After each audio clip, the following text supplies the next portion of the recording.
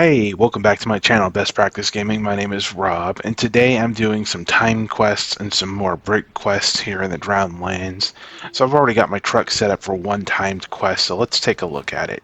First, let's make it daytime. Swimming and sinking. A person's reputation is everything. How would you like to boost yours? There are 5 points on the map. Pass all of them in sequence. And I will reward you. The faster you go, the more you get me. The more you get me. Good? Okay. Well, definitely going to do this quest here. Now, I do want to point out here that this is a quest I haven't done before, but I'm going to give it a shot. We'll start with that point over there.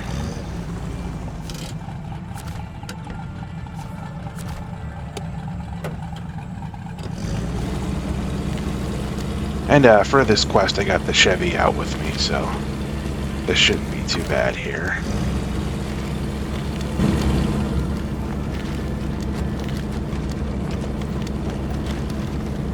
I'm trying to figure out how to get up this mountain here. So I'd like to talk a little bit more about my experiences with Spark. Today was my third day. Definitely, it wasn't a bad day, but it was a confusing day. As the client, I call them clients, I never call people customers. As the client was adding things to the request and removing items, I believe, or that could have been the Spark app itself doing that and causing problems, as there were some issues with the Spark app. All in all, it wasn't bad. I noticed it was 37 items total, but there were multiple quantities of each item, which totaled to 60 items.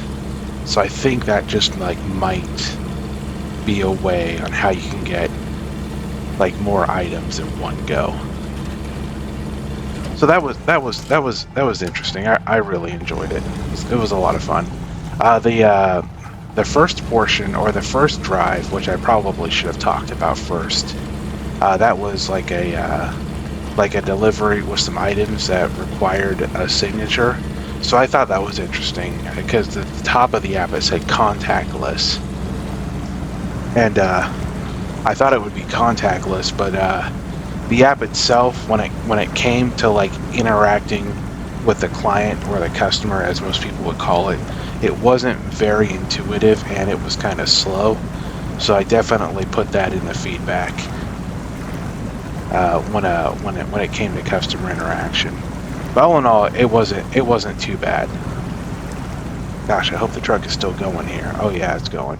Let's see here. We'll go ahead and slow it down. There it goes. All right, that's a lot better. So overall, my third day wasn't really too bad. My second day, which was yesterday, that was more interesting. That was more of the Sam Bridges Death Stranding experience, where I got an order and I had to make 8 stops. So that was interesting, and that was actually a lot of fun. I really enjoyed that. So that was just some of the issues I was having with the app today, and that was my day yesterday. Now let me talk about some of the good stuff for the Spark app. If you're in need to get your steps up, the Spark app is a great way of doing that. My steps have doubled and nearly gone through the roof, which is really nice because I was in dire need of getting my steps up. So that was a really nice way of doing it, and it's active too, and it's proactive. The other things I like about the Spark app is it's like managing your own paper route from the 90s and the early 2000s.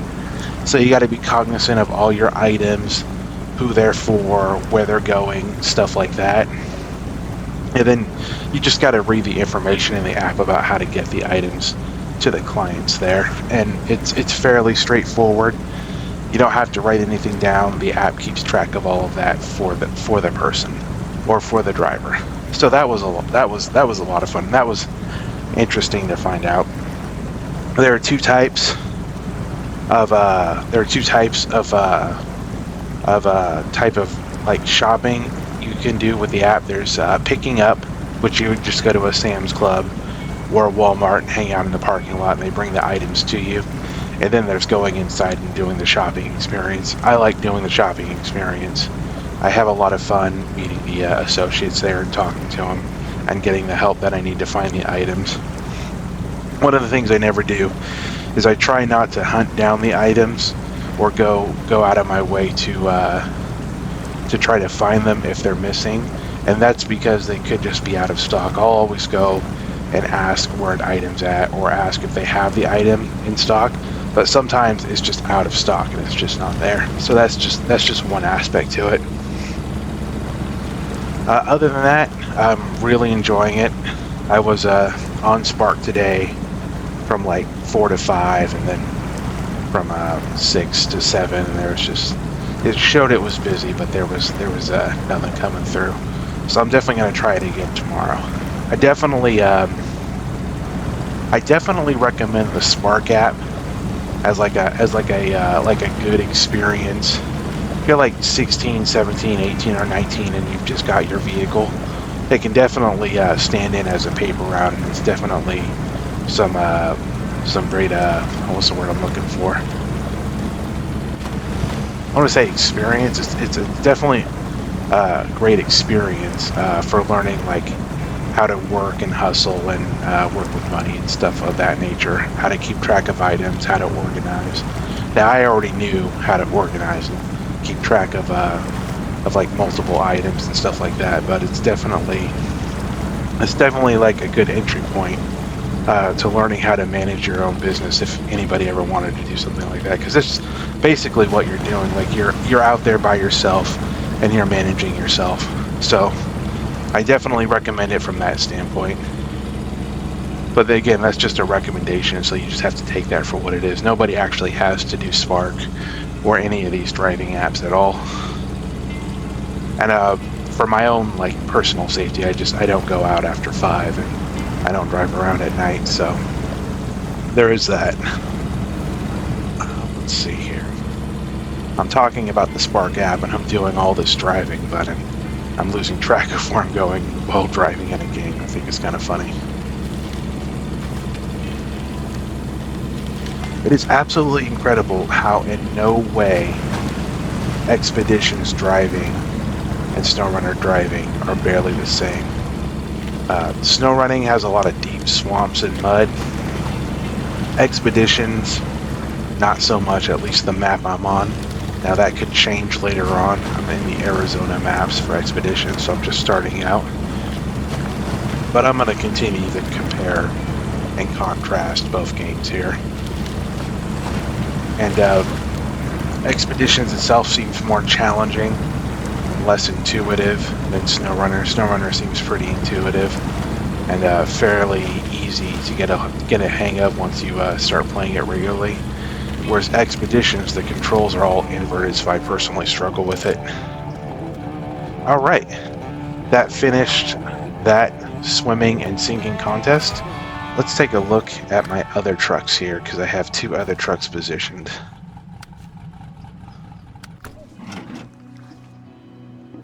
Let's see here, have I accepted this quest?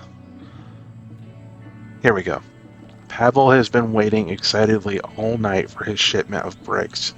Like a boy waiting for Santa Claus, sadly the driver plowed off the road and lost the cargo. Pavel's fate is now in your hands. So if I can surmise here, it looks like they got the bricks, they went this way, plowed off the road, lost the bricks, but I don't see the vehicle except for my vehicle there. So I need to grab the vehicle, come down this way, or maybe go back up that way, we'll figure it out, and then get these bricks over to the village. Now this is some of the most tricky terrain to drive over is in this area, so let's get started. And of course, I got the Ford F-750 out, along with its crane attachment and its bed attachment to handle this, because I didn't really want to get out a full-size truck.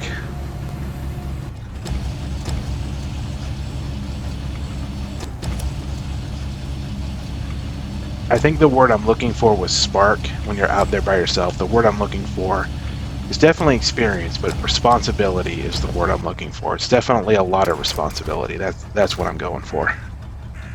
I was losing my train of thought when I was talking about it. Now I'm going to focus on the game here. I can never figure out the controls again.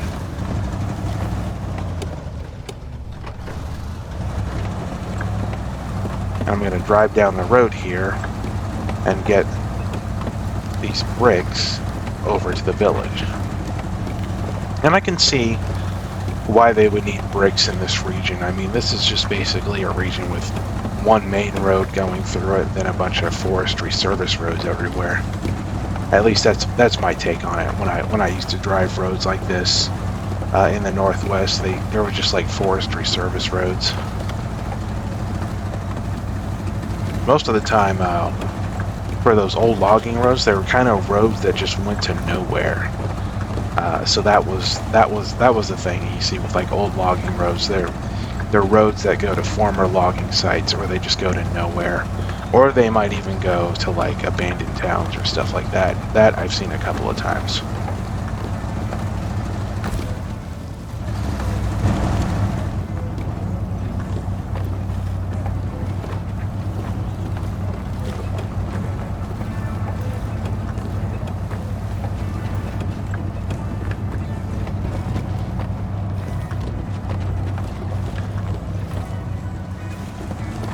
Whoa. Really, really close to tipping over because the entire road is sideways. I think what I've liked most about Spark is how helpful the Walmart associates are. If you can't figure something out, or if you're struggling with it, you can definitely always try to ask for help. And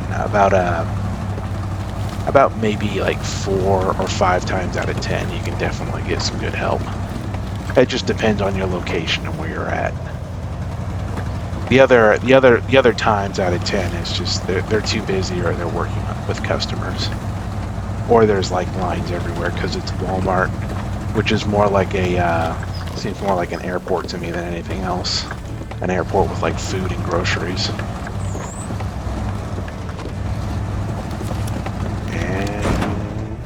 Oh, this is what I was afraid of. Okay.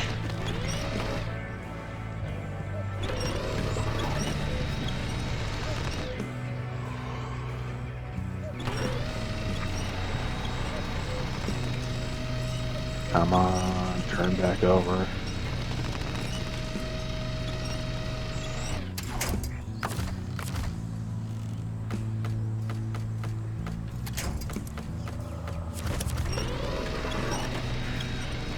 There we go.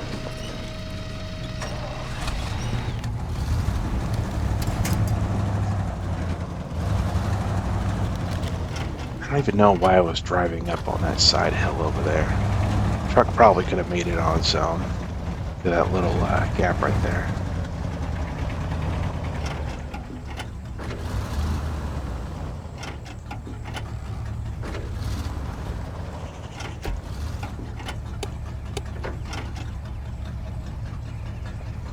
Okay, hold on a second. I will... There we go. I will get the controls right. Get myself out of this deep mud. I keep trying to use R1 to handle all the functions, just like in Expeditions, and that's just not how it works in SnowRunner.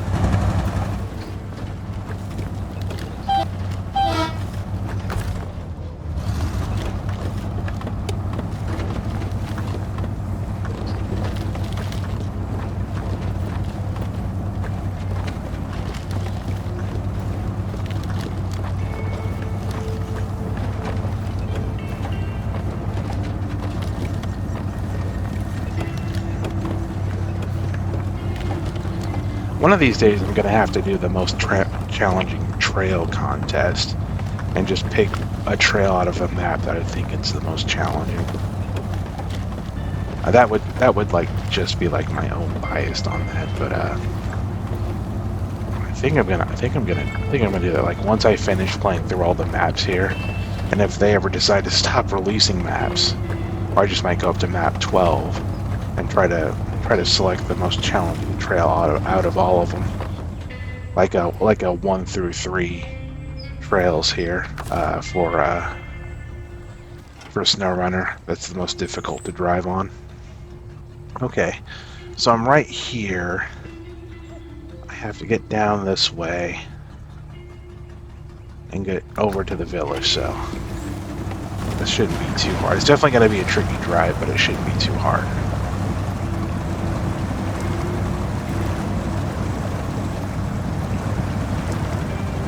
And of course, I personally wonder like how the Ford F-750 would actually fare in these type of conditions.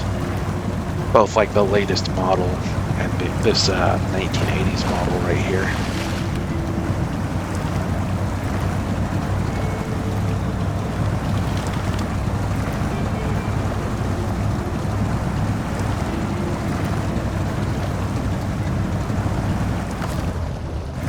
Okay, I think I got enough gas.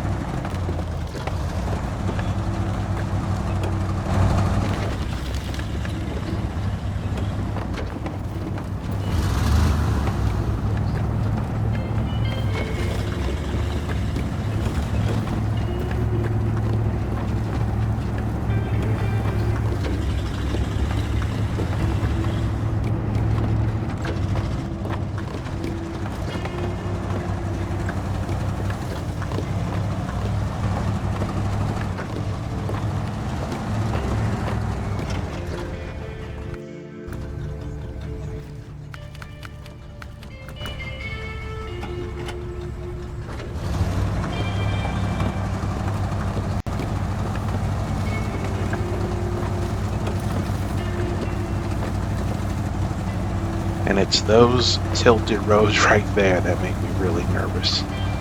That and this like road drop off here. So I'm definitely not going to force it. I'm definitely going with the lowest gear.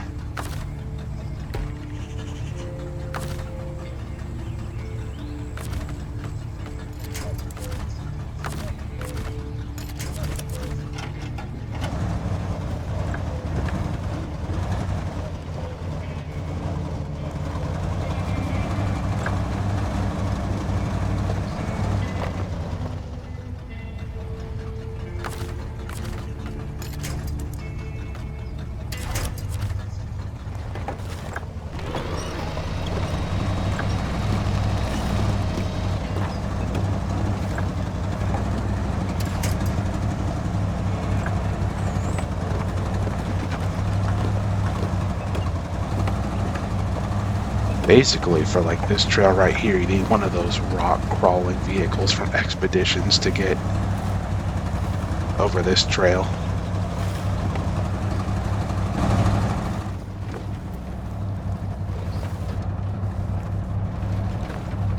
Like the Hornet or some kind of other vehicle from Expeditions. But I think I'm okay now, so I'll just kick it up a notch here.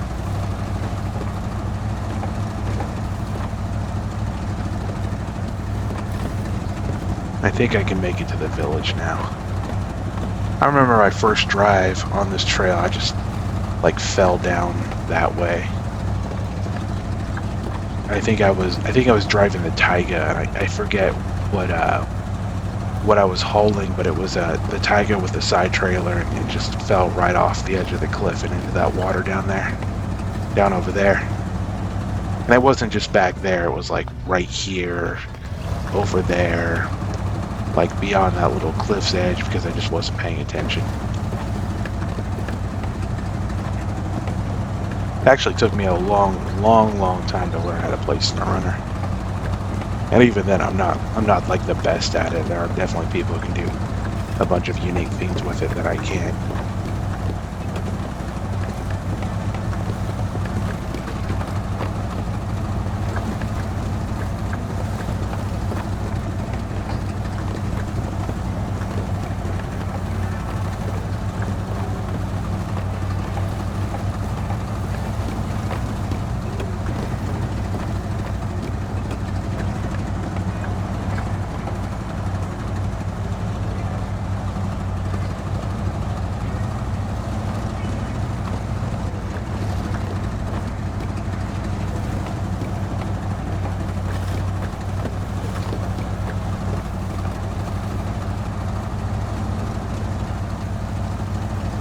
I'm not going to be like one of those people that just drives through people's yards and just knocks everything over.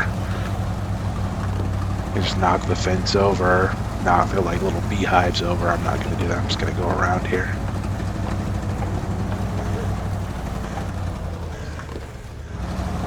I think I can get up through here without causing too much trouble.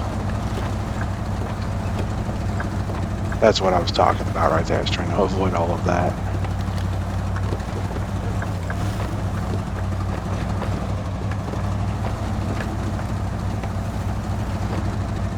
I guess I was one of those people that just knocked fences down.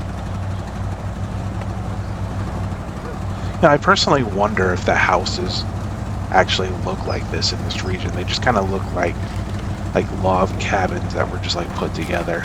This is probably just like an... Ooh, there's pumpkins over there. This is probably just like an over-exaggeration of what homes look like in this region, if it is a real region. Alright, that completes Lost Bricks. Let's take a look at our last quest here, which I have the Voron AE stationed to handle it. Container delivery. It's one headache after another today. The lumber mill workers have been working like madmen, and now they've broken all their saw blades. Get them new equipment immediately.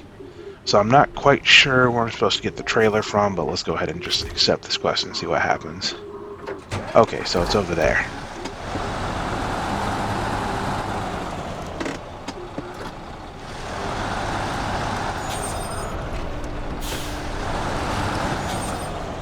I brought the crane along in case I had to like go fish the equipment, like off a mountain or out of a river somewhere or something like that.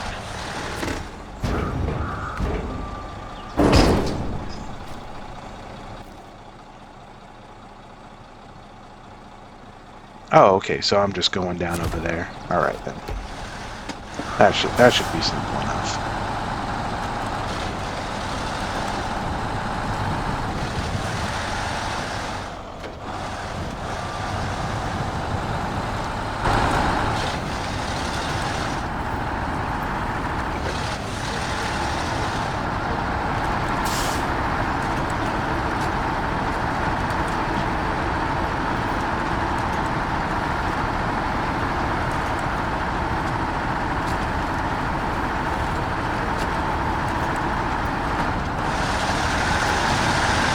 You know, I personally never thought I'd be playing these maps again.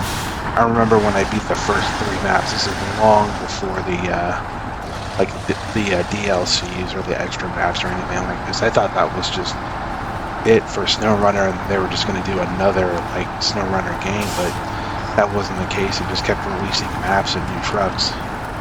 Now, don't get me wrong, I don't think it's a bad business model, but I didn't realize, based on how many maps that they would make, that I would fall so far behind in playing the game.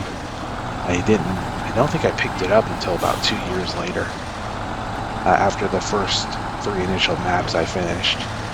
And then I did another playthrough, and then I finally just decided to put the my gaming footage on YouTube. Just as something to do, really.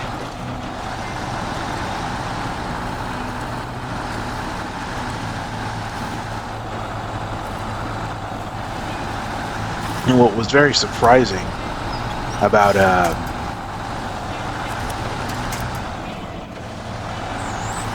playing these games is how quickly it all came back to me. I've also like gone to places that I've been before where I used to like live and just like some of my jobs were driving jobs. And when I go back there and I start driving again, places will remain unnamed. It all comes back to me like how the traffic flows, how everything works. It's very shocking. 'Cause, you know, I haven't been to those areas in like 5 or 6 years. And then I just go back on a whim and I can suddenly just like drive. I guess I can just say like vague areas like northern Seattle again. Northern Seattle is just like a maze of one-ways. And it's just very surprising how it all came back to me.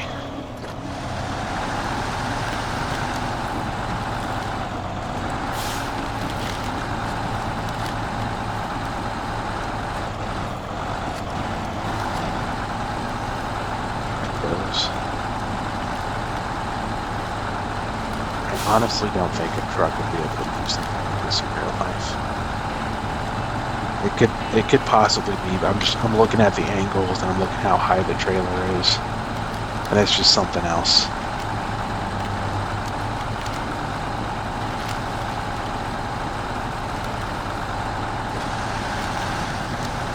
I'm almost prepared to start doing doing live streams, so I'm really excited about that. There's just a few more things I have to invest in, including better internet service. So definitely working on all of that.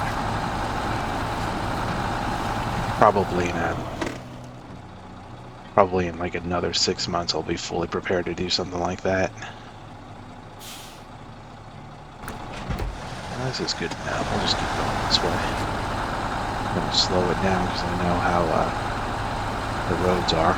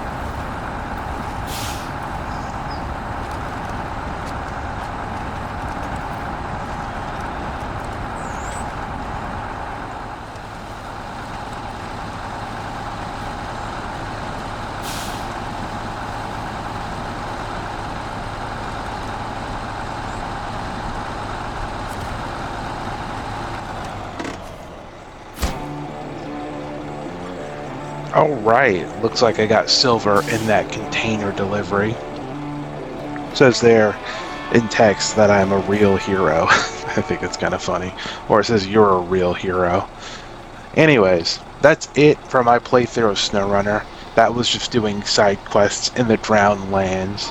I go ahead and accept this. If you guys like what you're seeing, be sure to like, subscribe, comment, share, and hit the bell notification icon.